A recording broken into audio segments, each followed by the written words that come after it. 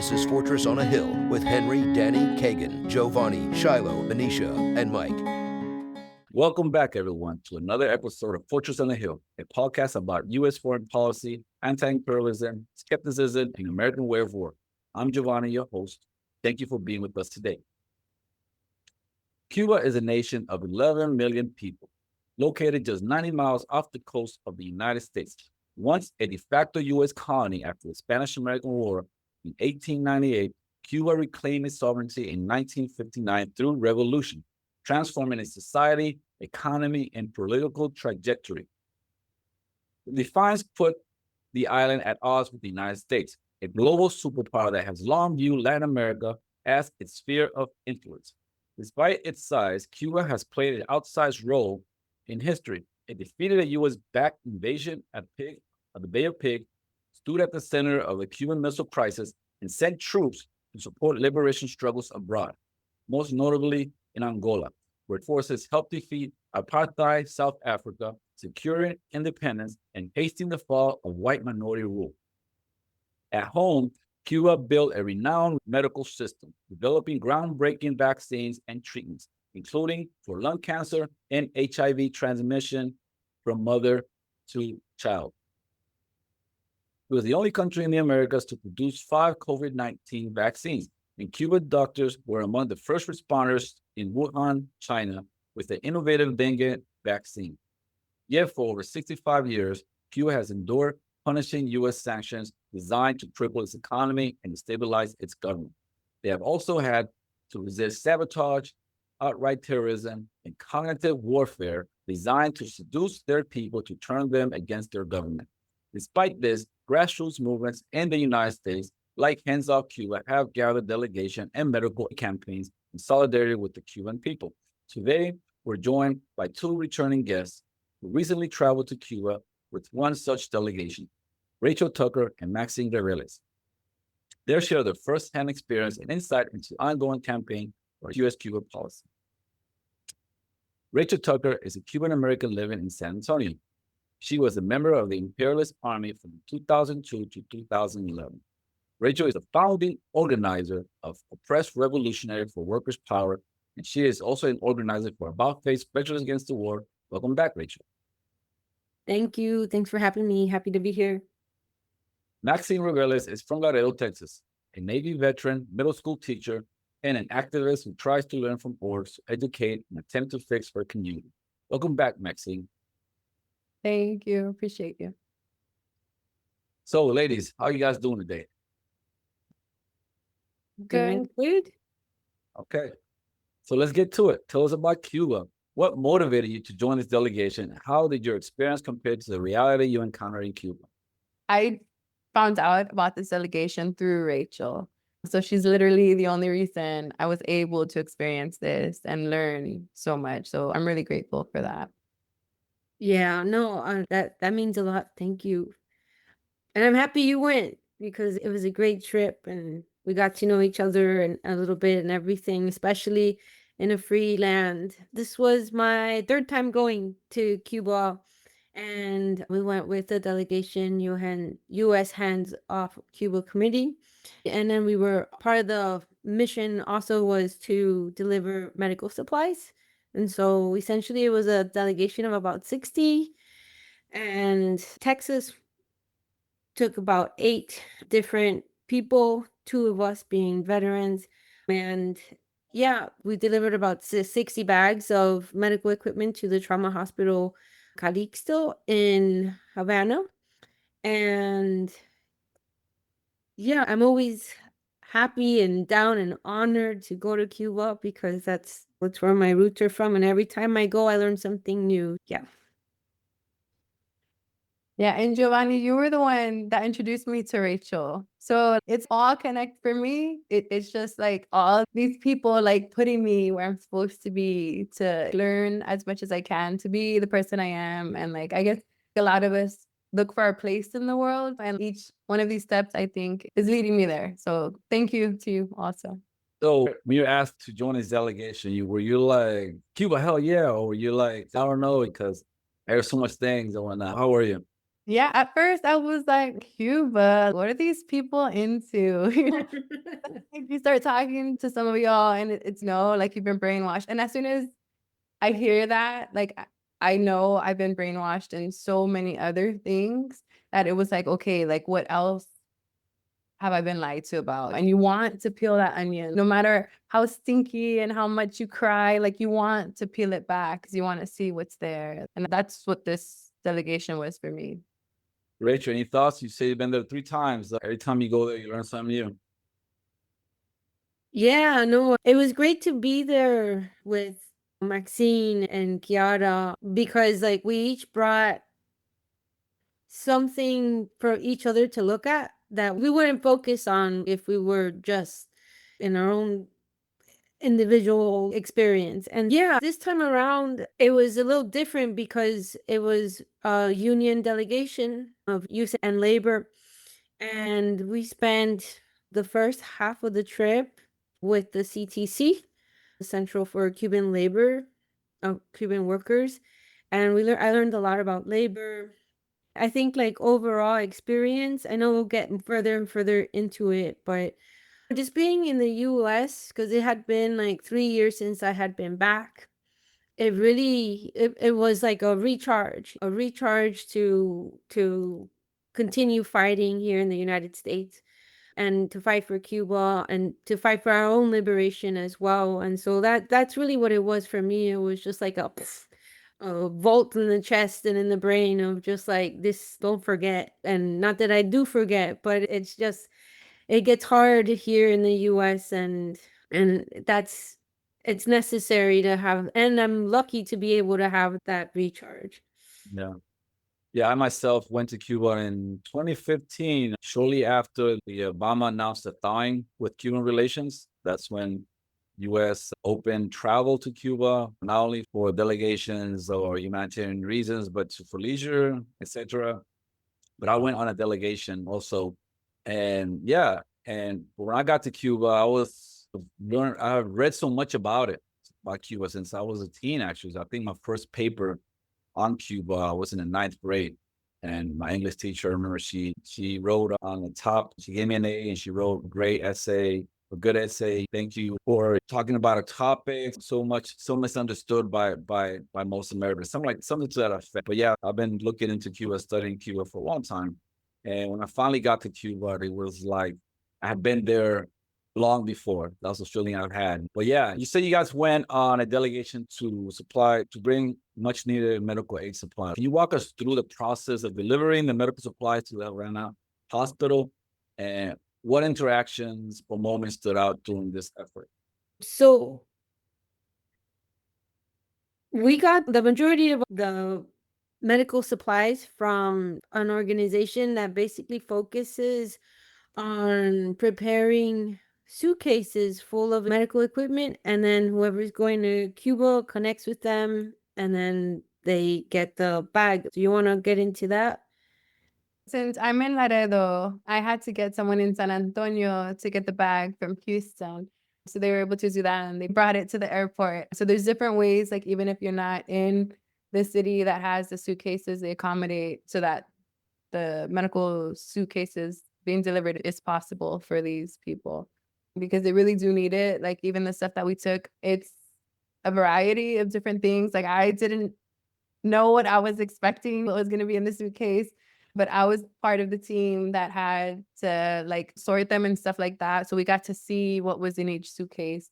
And it was just so many different things. But the way they take it, whatever they're lacking, like now they'll be able to go and report back to help the people that needed those things and have been waiting and praying or whatever it is that they get that. So that was a really good feeling, like knowing that you're really helping people. And it's sad that we have to do this because there shouldn't be a need for people to bring in medical supplies, like when we can just order something online and it gets delivered. But even that, like peeling those layers back and understanding how bad these people have it, like how bad the Cubans have it and how resilient they are. Like, because for me, socialism was like a bad word. You don't say that. You don't know. You're not a socialist. You don't say that stuff. But now understanding it and seeing them, like even with something that we take for granted, headache medication, Tylenol that we take for granted, like with something huge for them. So it opened my eyes to a lot of things. And essentially, like when we delivered the medicine, like the medical bags, it was at the only trauma hospital in Havana, and we spoke to a doctor, Dr. Rachell, and she was detailing like how the blockade like really affects them getting the supplies that they need in order to treat their patients. And this is a country that sends doctors all over the world, that has elam and trains people from students or youth like from all over the world to in the highest tech medicine and the best practices, and yet they still struggle to get the materials. And it was really amazing to deliver these bags, and once we did, of course it became a photo op. And so it was all the 60 bags put one on top of the other, and it was like a giant wall. And then they were the ones that the staff, the doctors, nurses, all of them are the ones that took it inside, and they're very thankful for us doing this for them. But it's a small gesture compared to the amount of need that they have. Yeah, they've pretty much been in the cutting edge of medicine. They have world-class medical system, pretty much equal or more advanced than a lot of first world countries. They have more doctors per citizen than the US have doctors per citizen, for example. The medical system covers all. And yeah, one of the things that I remember, that I recall recently, I know in the intro I mentioned that they developed 5 COVID-19 vaccines. However, they lacked the resources to develop syringes. So they have to buy syringes in the market. And that's one of the things that the Biden administration did, with blocking the delivery or the purchase of syringes so they won't be able to vaccinate their population. Talking about cold-hearted. And it's crazy because one of the stories that they told us while we were there was like how amazing, one, the service was, and two, like during one of the hurricanes when power went out, they needed people to volunteer, like to manually give oxygen to people, you know what I mean, that were in the hospitals. So then they were like, that they put the call out to see how many people they would be able to get to volunteer to do this. And they had enough people to last 3 days to keep these people alive. Like every single life is precious. No matter no amount of money or whatever, like every single life is so much more valuable than that. And they were able to keep these people alive. It's just incredible.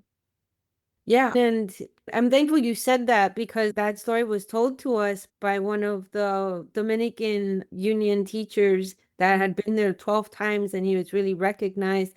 And he was just crying because essentially it was like not being able to get oxygen because of the blockade. And the other thing that was really incredible, because in the United States, like COVID has disappeared. It almost like never happened.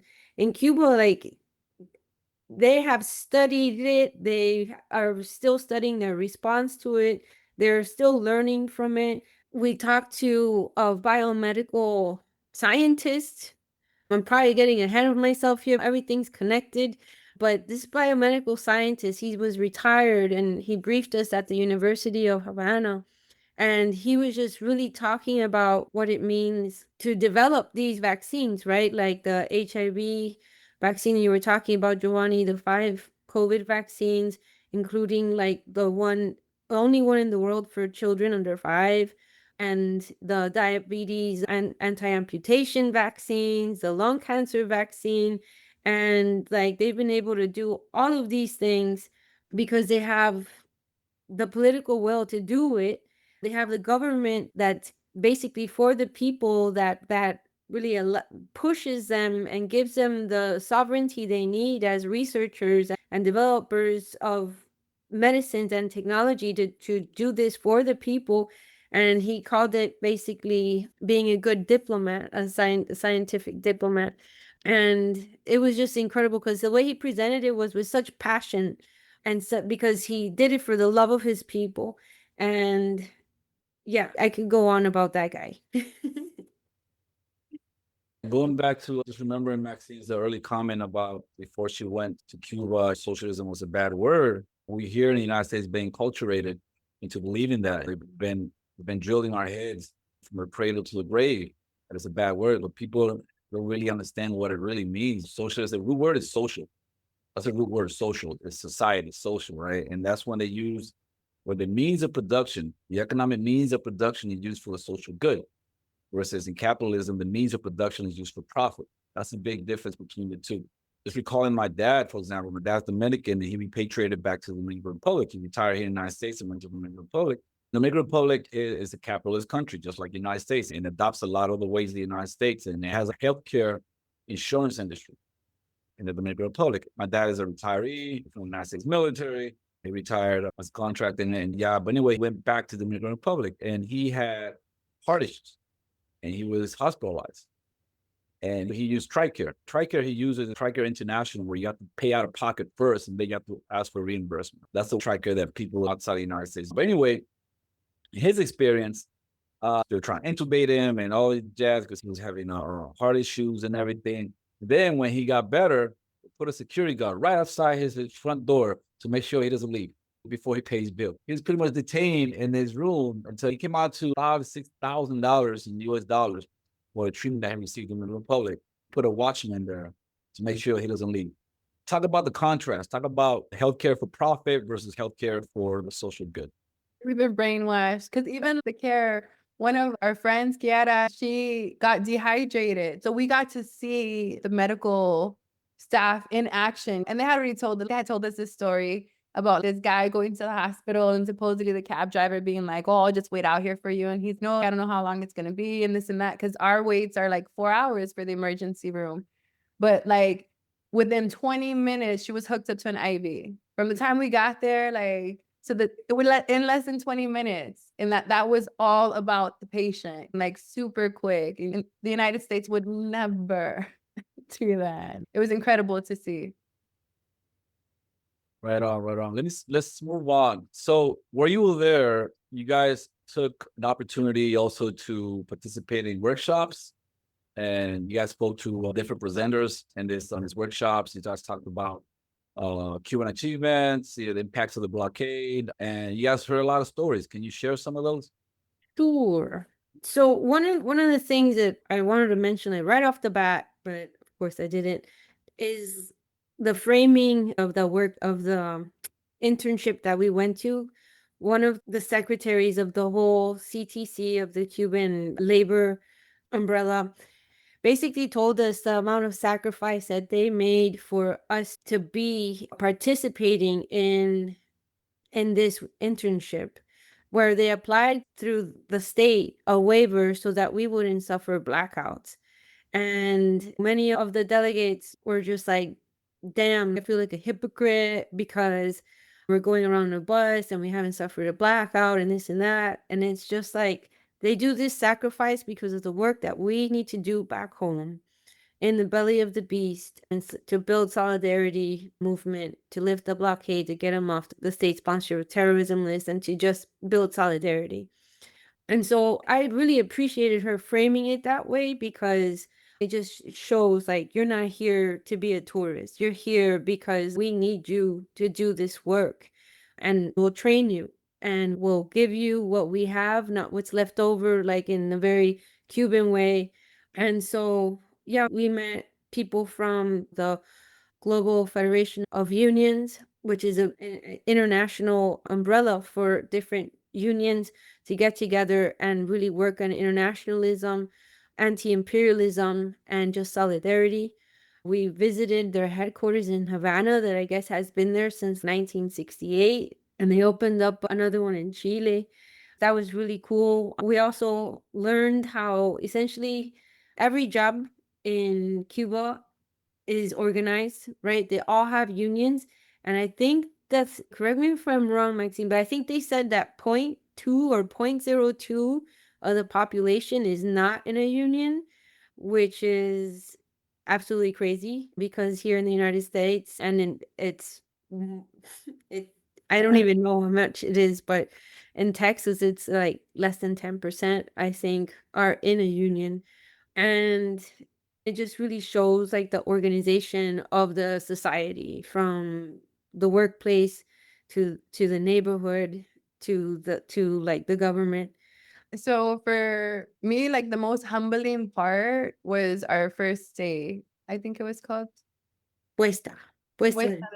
and we had to take showers and Yeah. flush the toilet with buckets. So that was like super humbling for us. Like everything that these people did to get the food for us, because even that, like their food was delicious. We also know that they're making a sacrifice to make sure that all of us ate first. You know what I mean?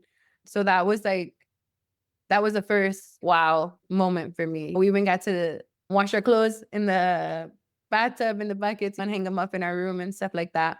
So that was an experience in itself to humble us and remind us how much we take for granted. Even being able to flush our toilet, we take for granted.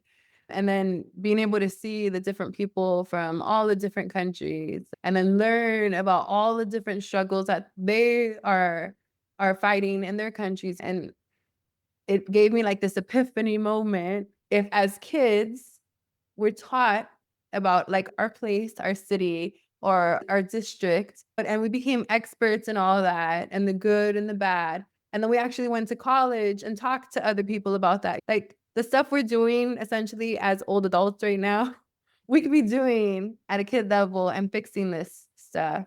Because I just learned about the Mapuche who've been fighting in Chile for their ancestral lands. And even that, I'm still watching videos on it now because it's horrible, like how much we're not taught, but how much these people from these countries are taught about what really happens in our country.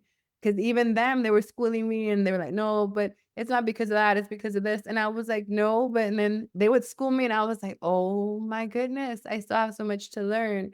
So being in spaces able to learn from people who aren't talking just to make you feel bad and make themselves look how much I know. Like they really want you to learn so that you can help fix whatever it is that's going on in your part of the woods or whatever you want to call it.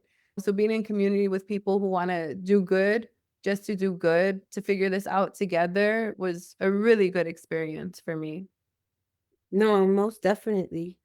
No, me too, because I had never taken shower with buckets before. So that was the first. And I told you I miss that like cold water to just wake me the hell up. Yeah, it's bone strong. Yeah. Blood flow.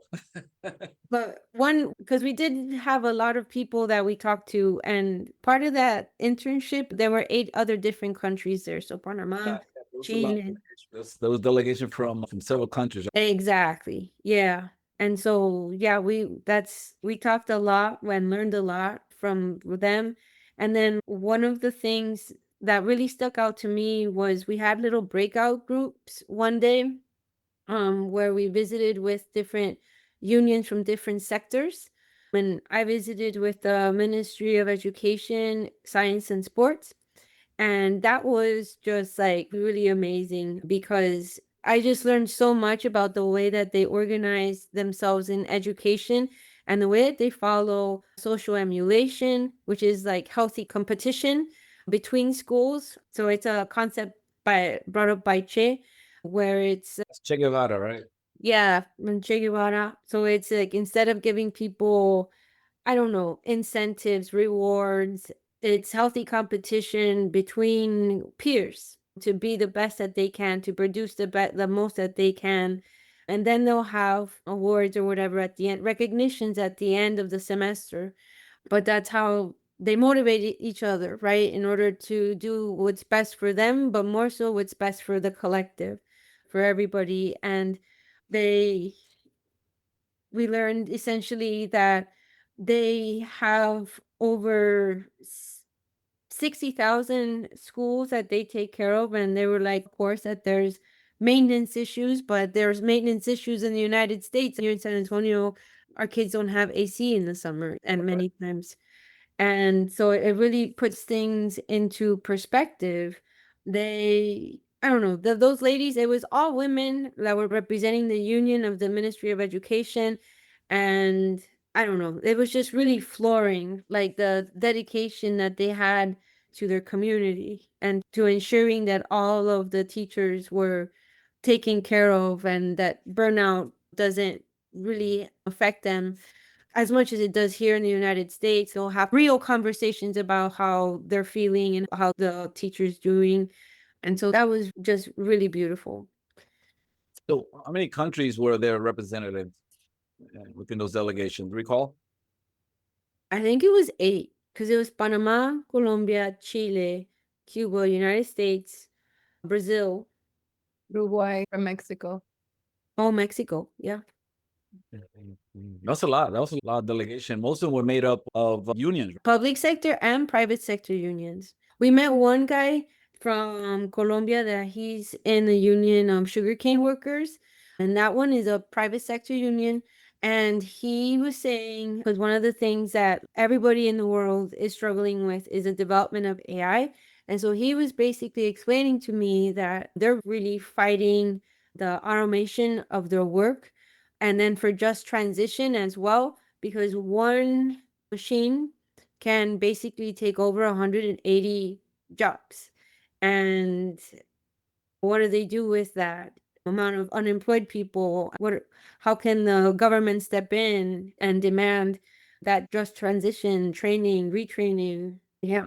Okay, so I want to move on to your veterans lens. Both of you are veterans. I want to know, how has your military service influenced how you approach this delegation mission and understood Cuba's resilience?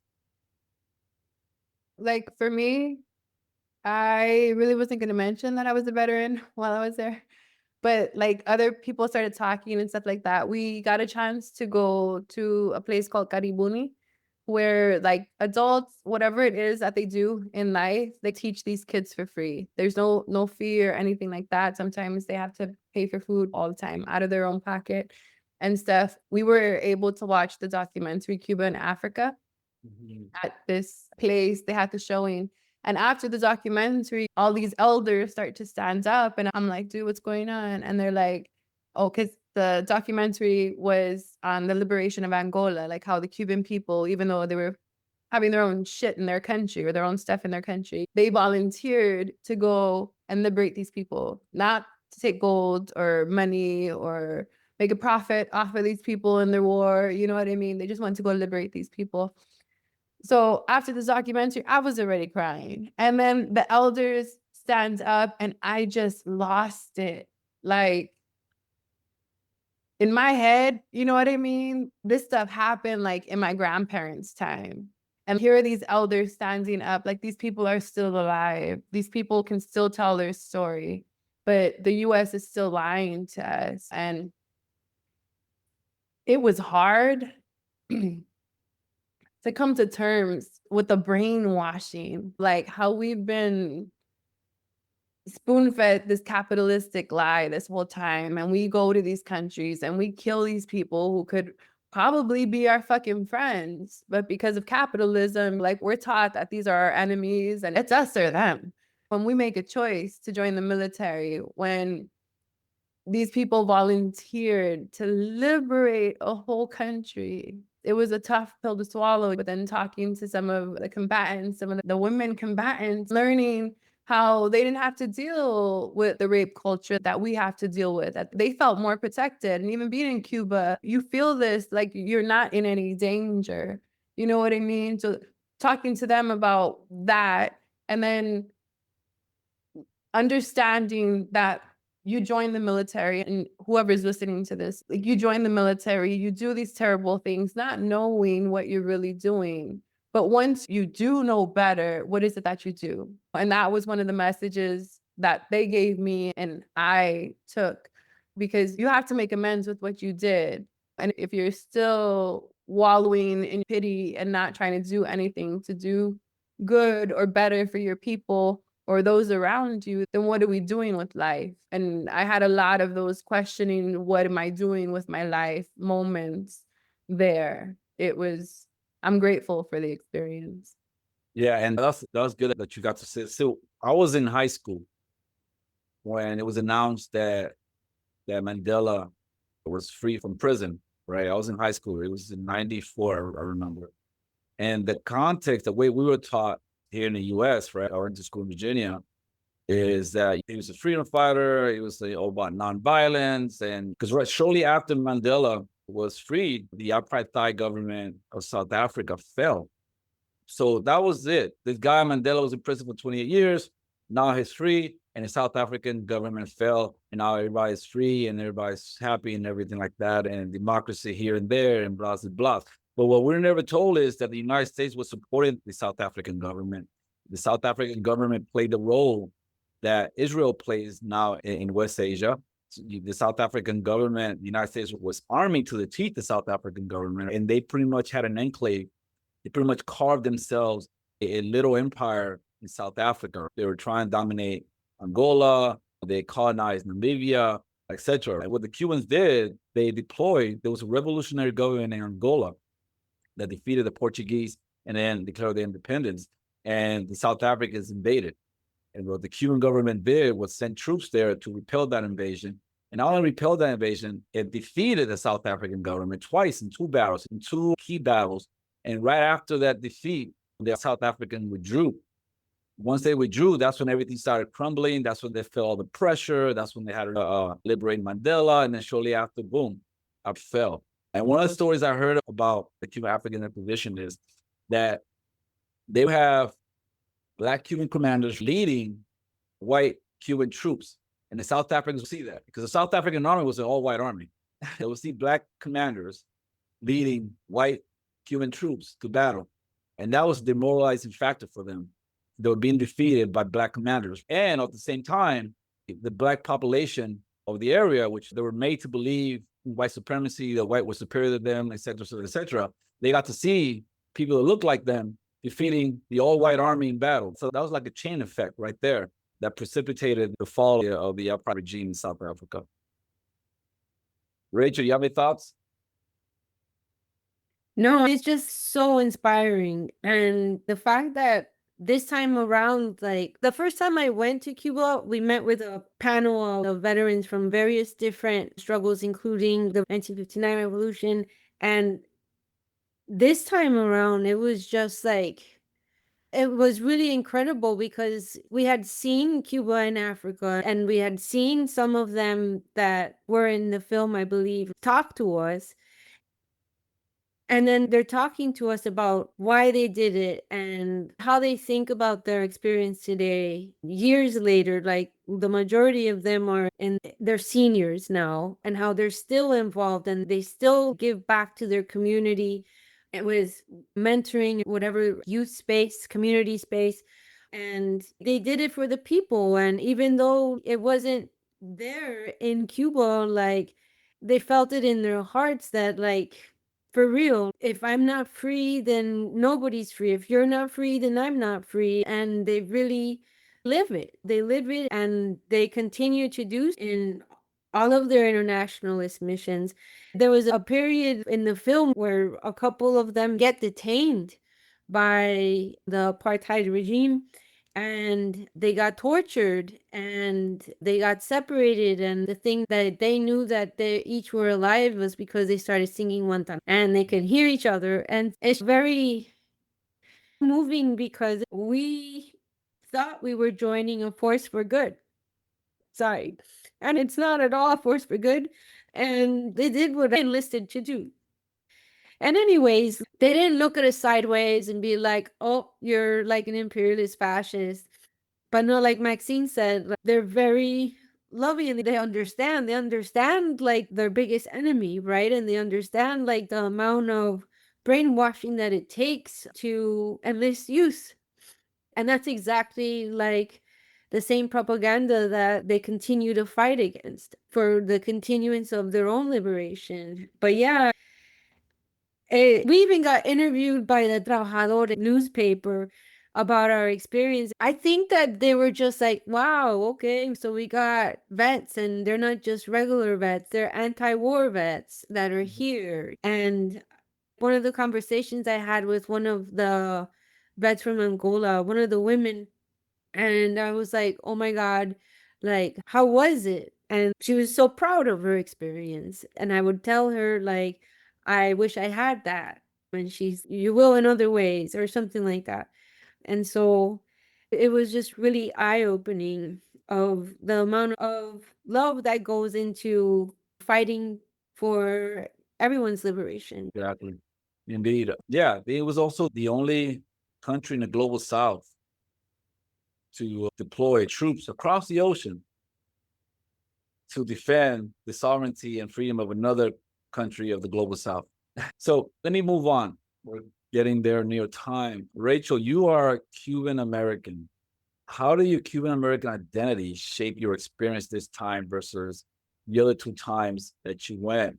And also, as someone connected to the United States and Cuban culture, how do locals react to your presence, and what conversations challenge or deepen your understanding? So it's just really great because it does feel like home. And like when I say I'm Cuban American to them or I'm Cuban, the first thing that they ask is like, where are your parents from?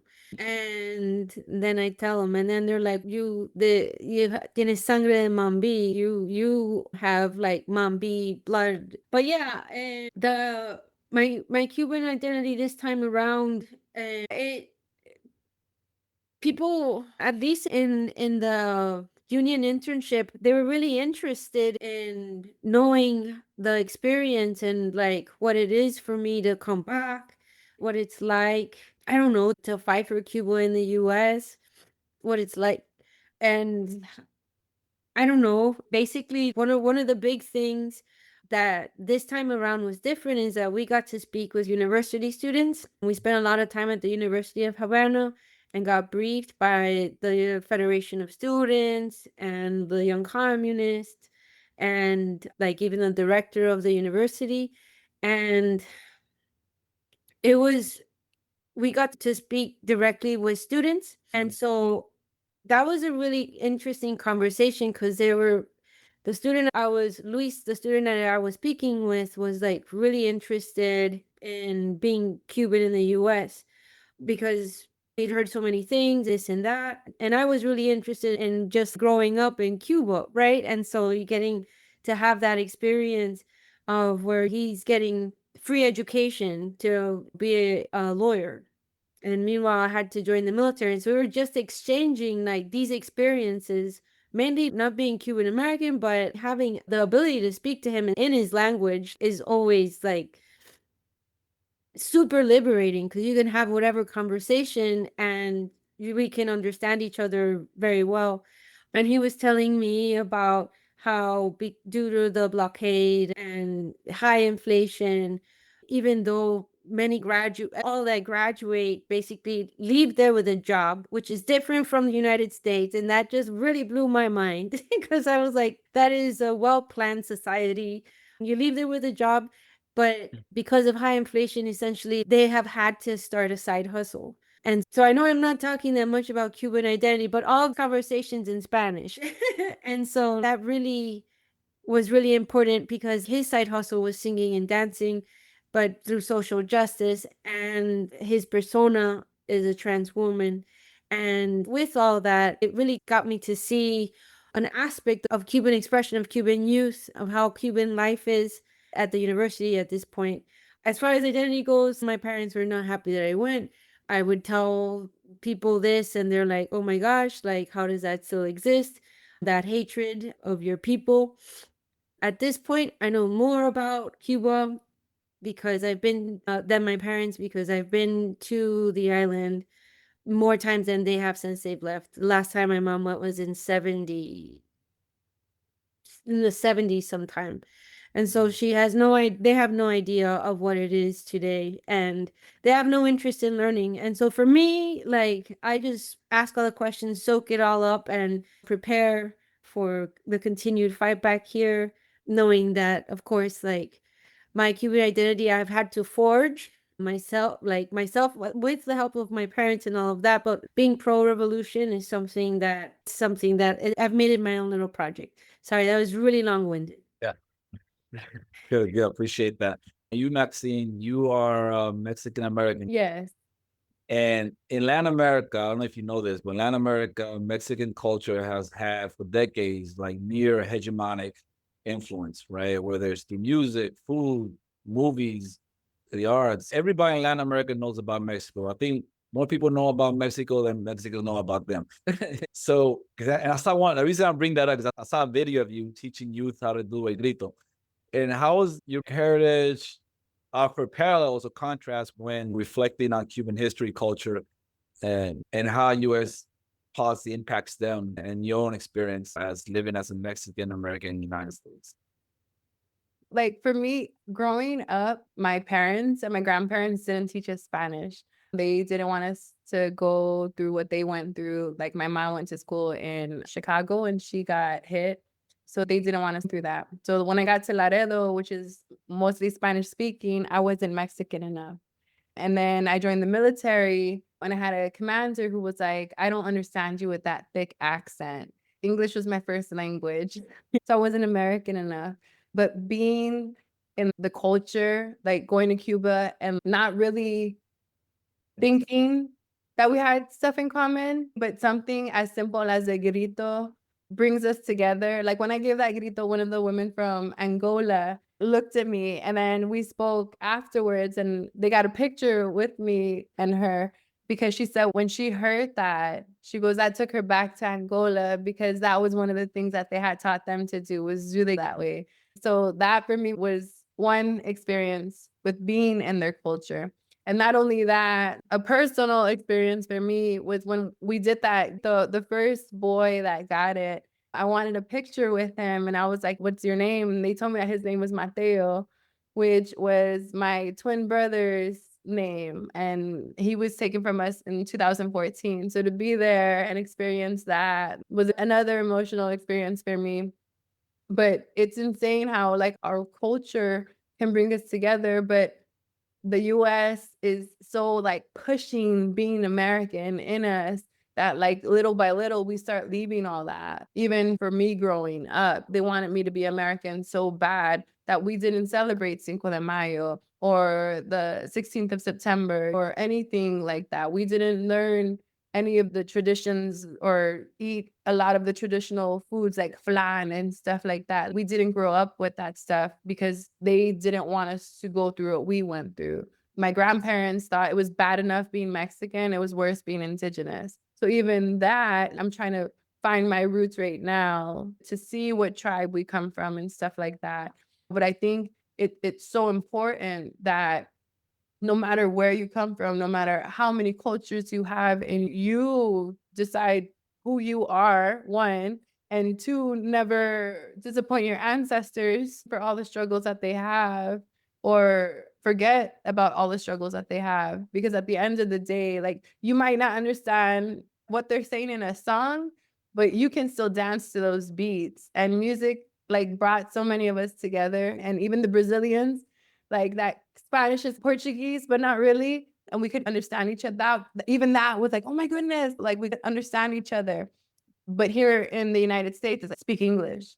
When in other countries, they're speaking 4 languages, no problem. Like we go to other countries wanting them to speak English, and then they're supposed to speak English when they come to the United States. Who's really the lazy people? And like even with my students, I try to get them to understand that because some of them thought they were dumb because they spoke Spanish, but they understood English. Even breaking that, like who's smarter? You understand both languages when these people only understand one. We need to start breaking those stigmas down to show our kids how powerful they are.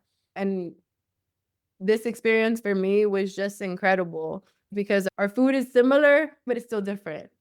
But the love for their culture, the love for their people, like that's how we started. But over the years, as our older generation died off, that togetherness dies off with them. And I'm in a point in my life, I don't know how to get that back. I don't know if people listening to this also do that, but Cuba was such an experience. It wants me to bring our people back. Indeed. Yeah. So we are at like 7 minutes off to the top of the hour.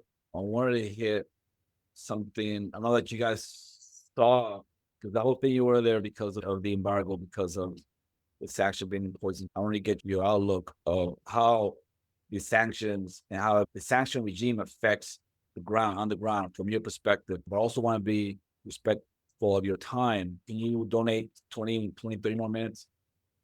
Yeah. Okay, I want to read you something from the CIA. So there was a memo from the CIA. It was recently classified in 1990. The memo from April 6, 1960.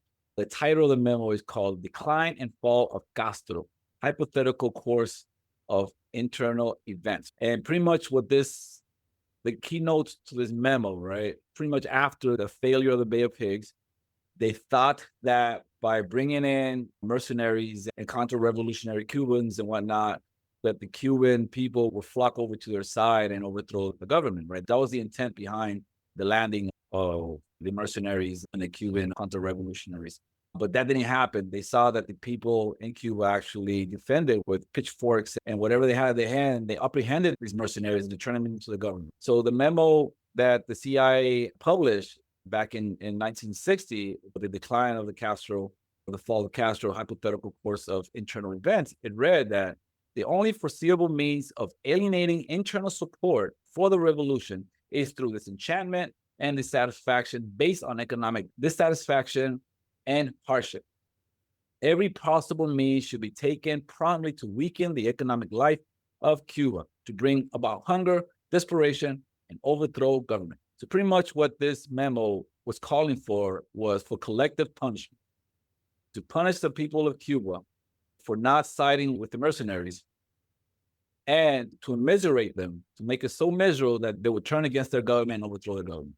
That was the thing. And the Cuban government, the Cuban people has been resisting this since then, this sanction regime. They even resisted what they call the special period, which was when the Soviet bloc or the socialist bloc started dissolving in the 1990s. One of the conditions was when they started abandoning socialism and adopting capitalism or neoliberal capitalism, one of the conditions that were placed on them was to abandon Cuba. So that was what the Cubans call the special period, because before that, the Cuban government, the Cuban people had traded with these socialist countries. Now these countries are not socialist anymore. Now they were pretty much limited in the people that they have trade with. So this is the longest standing embargo in modern history since 1960. And like I said, the stated goal was to pressure Cuban people towards against their government. In 1996, you have the Hell-Burn Act, which penalizes foreign companies using property seized after Cuba's revolution. And these property, what it is, after the revolution in 1959, a lot of the people that were from the previous government, a lot of the wealthy people, a lot of the high middle class people that worked for the Batista government, abandoned their property and fled to Miami. The Cuban government took those properties and repurposed them. So now the Hell-Burn Act penalizes foreign companies using property seized after the Cuban Revolution. Also, they were added to a sponsor list of terrorism, right? What does this mean? That's first added by Reagan, and then Obama took him off of the state-sponsored terrorism list, and then Trump in his first presidency replaced them in the same list. What does that mean? That means that the Cuban is further isolated financially from the global market. So you saw that firsthand. And what does that mean? That means that the Cuban government cannot use US dollars. US banks can't process Cuban payments. People in the United States have a cap of how much money they can send to the families in Cuba because of this sanction, because of the state-sponsored terrorist list. So you guys saw this firsthand in Cuba. What was your impression of it? And I'm gonna step back. I know I talked a lot. Yeah. So no, thanks for all of that grounding. But this time around for me, I definitely saw it a lot more. And I didn't see really people that I knew, because last time that I went in 2022, like the people that I knew, you can see them visibly thinner. This time around, it was just like a buzz everywhere, that like the more street vendors and more black market stuff happening because of all of that you mentioned. There's been mass immigration from Cubans, especially Cuban youth. So it's causing somewhat of a brain drain, because I think it's over 600,000 that have immigrated out of the island. And like we mentioned before, I mean, they made big sacrifices. And when the waiver they put in was so that we wouldn't be cut from electricity, because they suffer a lot of rotating blackouts, meaning that because they were subsidizing our electricity, some people were suffering up to 20 hours of a blackout. which is insane. And for us, like, we didn't go hungry. It was rice, a protein, vegetable, just super healthy, natural meal. Of course, the Cuban government has rations for everybody, and the blockade affects that also, because if they don't have access to use the SWIFT monetary or payment system, and so if they don't have American dollars to pay for a shipment of rice that comes to their port, and because they have to pay up front, and which nobody else in the world has to do that, and so Cuban people see the ship basically dock, and then they see the ship leave, and they don't see any rice. Of course, this doesn't happen every time there's rice, but the blockade basically ensures that distrust, that, like, why is this happening? You always talk about it's a blockade. Oh my gosh, I'm tired of hearing that it's about the blockade. It's always this. And we did meet some people where the dissatisfaction because of the need, they started talking badly. And so that's where I would be like talking about where you can't go a mile or 2 miles down the road in San Antonio without seeing a homeless person. Like, it's not better in the United States. And so just really talking to them about the getting to cut the propaganda that is fed to them through social media, because there's 30-40 million dollars a year from the United States that are spent to just spew propaganda at Cuban youth through social media, through all sorts of different cultural ways. And Cognitive warfare. and so they're very aware that this is happening. And that's why they have really focused on solidifying the organization of their youth with the University Federation, solidifying the Cuban Young Communists, and then like really solidifying organization in whatever capacity they can, and bringing in the youth so that they can really learn and not forget what it is that parents, grandparents fought for. And I was seen like in a show of force during May Day. We haven't talked about May Day, but May Day, it's an international holiday for celebrating workers. But in Cuba, it's not just celebrating workers, it's celebrating the force of their revolution, of their commitment to it. 600,000 people marched through Revolutionary Plaza, and I was just in Havana, and it was 5.8 million people marched all over Cuba, as more than half of the island basically just came out and showed their power as workers and as Cubans, and their love for their revolution, for each other. And it was beautiful, including like one thing, Miguelito, the leader, one of the leaders of the CTC, he like taps me. Did you see the military and the police marching with the people? Not like guarding them, not like telling them to stop, nothing. Like, they're workers. They represent their people. And so they're in their uniforms with their kids on them because their loyalty is to the people. And even though Marco Rubio won't ever stop targeting Cuba and all of Latin America, right? Cuban American, by the way. Unfortunately. But he represents that Cuban American that is against their people, right? That is stuck in pre-revolutionary times. But no, I wanted to just remember not to end a bad note, because essentially, even though there is a lot of need of things that are missing, there's still that love for the revolutionary project and the fight to keep it as is and make it even better than it is right now. And it's our job here in the United States to ensure that we end these genocidal blockade and all aggressions against Cuba and all of imperialism across the world. Indeed. Yeah, you mentioned the migration. One of the things of the warfare against Cuba is what they call a Cuban Adjustment Act, which is a way to encourage Cubans to leave Cuba, promising that once they migrate to the United States, they'll be taken care of. They'll be put on a job, they'll be placed to stay, et cetera, et cetera. It's one of the ways to stabilize the Cuban society, Cuban government, by encouraging migration from Cuba to the United States. Another thing is that, according to Cuban stats, if the blockade has cost the Cuban government or the Cuban people was $753 billion plus dollars, right? That's $753 billion that belongs to Cuban people that has been pretty much shunted from them and taken away from them. Maxine, what are your thoughts on the impact of the embargo, of the blockade in Cuban life? It's just so obvious to see if the blockade wasn't there, how amazing Cuba could be, like how much the people could flourish. And I think that's why they're being punished, because they're not going to stop being socialists. And if the US people really understood what socialism was, like if they could see how amazing a government could be, like when it's not propped up by all these freaking companies that are profiting and killing our people at the same time. And unfortunately, like one of the things I came to realize was like, unless you're willing to go with an open mind and see it for yourself, no matter what I tell you, you're going to think I'm crazy. You can't force people to see this. But I think like our government is so scared of Cuba because of what it could do.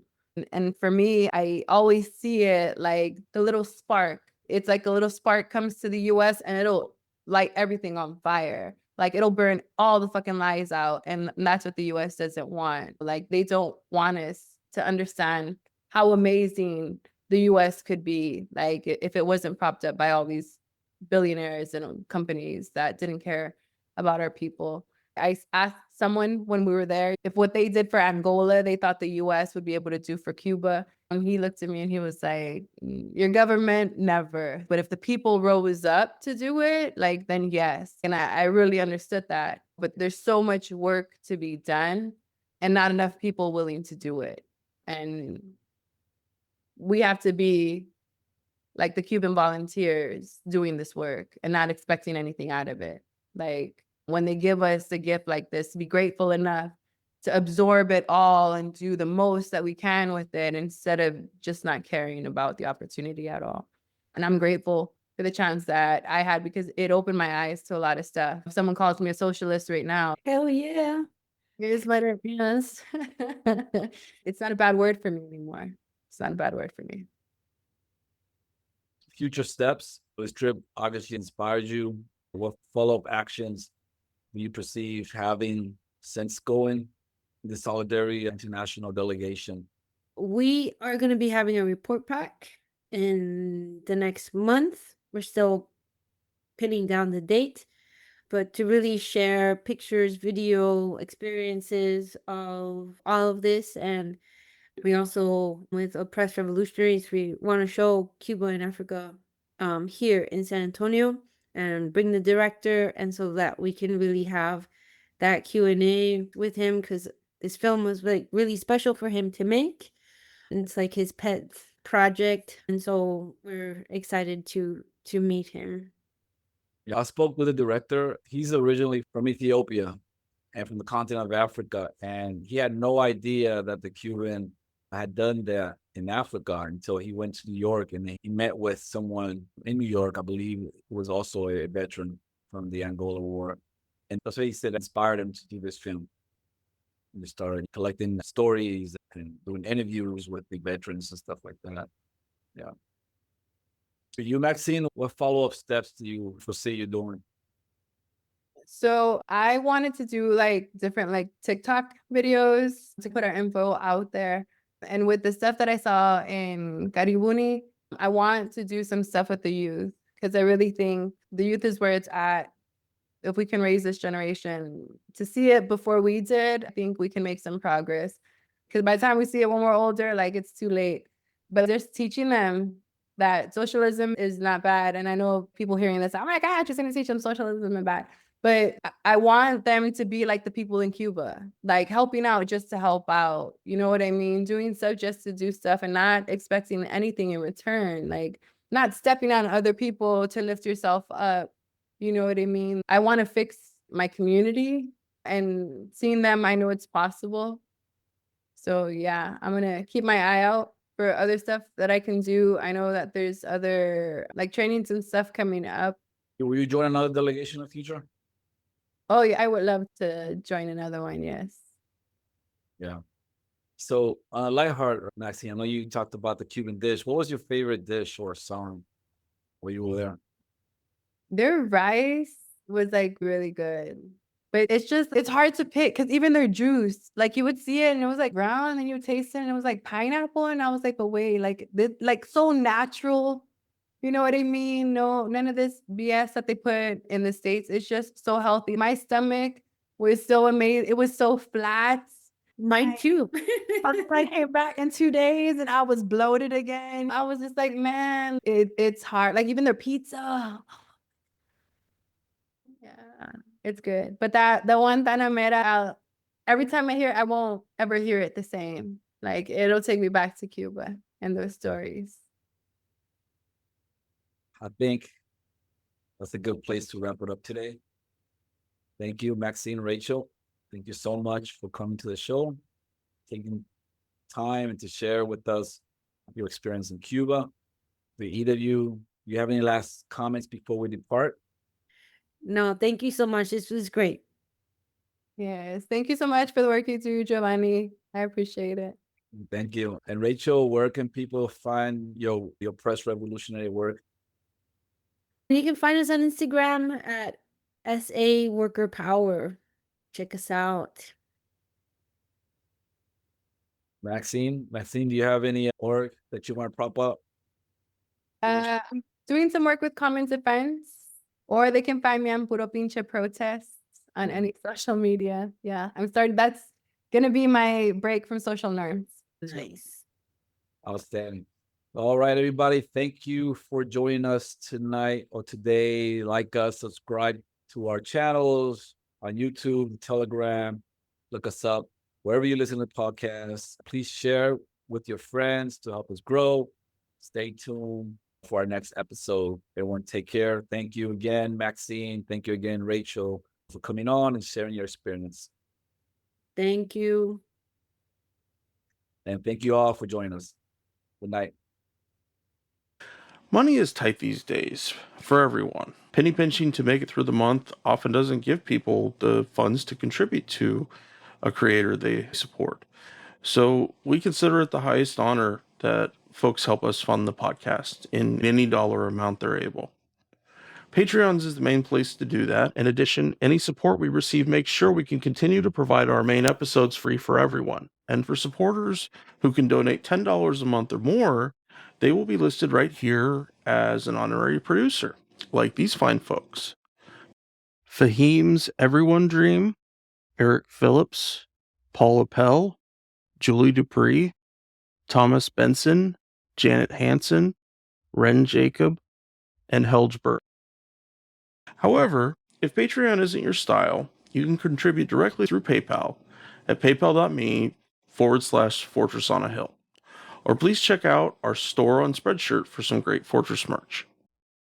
We're on Twitter and Facebook.com/Fortress on a Hill.